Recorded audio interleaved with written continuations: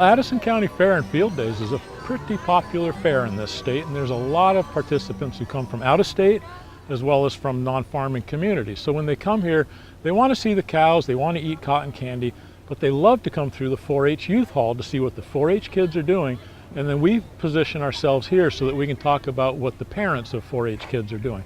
And the parents are the ones who are running the farms, and then we get to talk about them about farming practices. Of course, we get the questions and comments about GMO crops, about the different weed control options and things like that. So it's good to engage with people in a calm environment where we can just talk to them about what's going on in agriculture.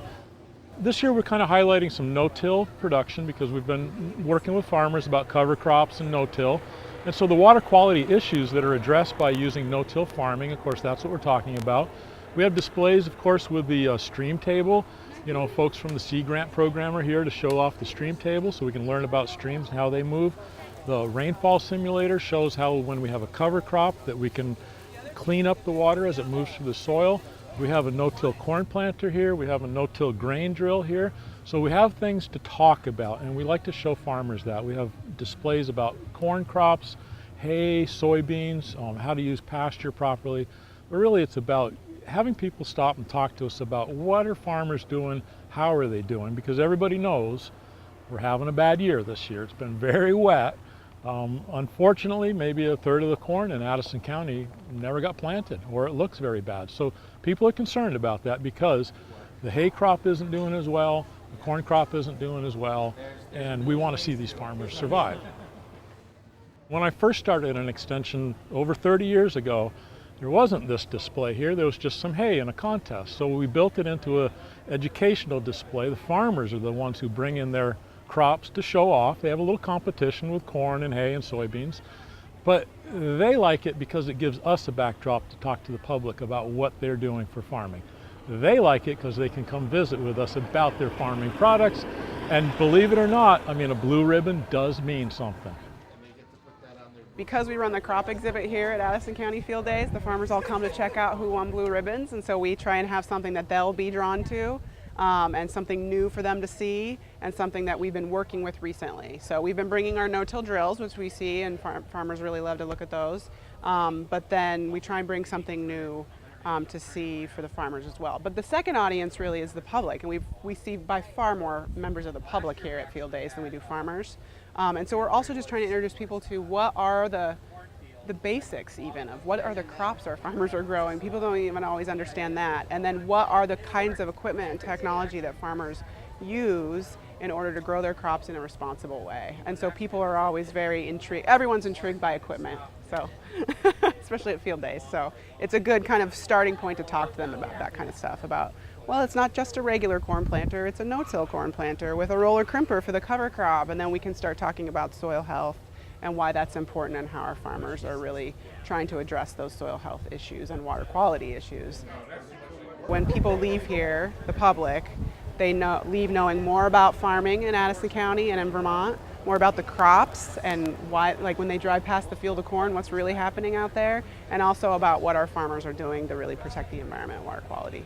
We're all in has sort of been the motto here for Lake Champlain, and so an effort like Clean Water Week is really about we are all in, and you can see all the different kinds of organizations and groups of people being represented that are going to talk about what they're doing.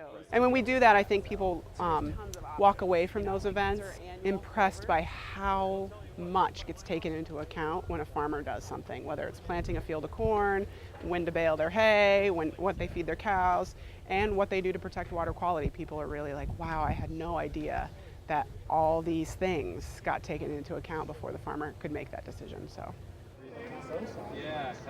When we talked about cover crops, it was usually met with like smirks and, you know, like, yeah, whatever, it's never gonna work here, you know, that kind of attitude. And now it's like, just in the past 5 years, it's been amazing how much has been adopted, you know, as far as that practice. And the same thing with no-till. I mean, we were just blatantly told by most farmers 5-6 years ago that no-till wouldn't work on Addison County clay. And now you see, you know, quite a bit, you know, so it has I feel like we were part of that conversation. We can't take 100% credit for it, but we were part of that conversation, getting it started around here. You don't have to convince them on no-till anymore, right? They're convinced. They need to know the specifics on how to do that. Cover crop mixes, same thing. You don't need to convince them about cover crops. They bought into it, but they kind of want to know, like, should I plant radishes or rye, or the actual specifics. Absolutely right. And we were like, we maybe started the conversation, like I said, and we were met with like I said, smirks a couple of years ago, but now people listen, and they're seriously interested. The farmers are here showing and being proud of what they do every day, and the public is here to experience it. And really, that is Extension's role. Like, a farmer couldn't be here at field days every day and sharing that message, but we can kind of share that message for them. And so we do that in lots of different ways, whether it's a piece of equipment or just simple things about what crops are being grown in the field next to their house. And then we can kind of share that story. They do really care. Like, people get really interested and they start asking questions, and they thank us for sharing that information, and they say, oh wow, I learned so much. And that's our hope, that we're not going to reach everyone at field days, and they might have walked in this barn for some completely other reason, but we hope that when they leave, they've left with just a little bit more information. I'm always, that's why we keep coming back every year, right? We're here all week. It's a big investment of our time and our energy, but it is definitely something that's really important to educate the public. And as less and less of us are farming, it's more and more important for Extension to be able to get that message out to everybody.